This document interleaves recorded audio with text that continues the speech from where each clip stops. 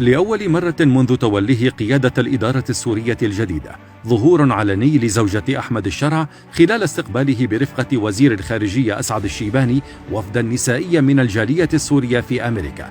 وبحسب شهادات أدلت بها بعض الحاضرات لوسائل إعلام، قدم الشرع زوجته السيدة لطيفة الشرع للحاضرات ورحب بها بطريقة ودية، مازحا حول الشائعات التي تحدثت عن زواجه من أكثر من سيدة، مؤكدا أنها زوجته الوحيدة وأنه يحبها كثيرا.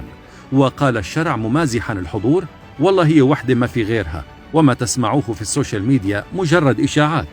وبحسب الحاضرات، ظهرت السيدة لطيفة الشرع باللباس السوري العادي للسيدات المحجبات في سوريا، ولم تكن ترتدي النقاب كما كان يشاع. الوفد النسائي طرح مجموعة من المقترحات خلال اللقاء، أبرزها تعيين سيدات في مناصب قيادية لتمثيل الإدارة دوليا.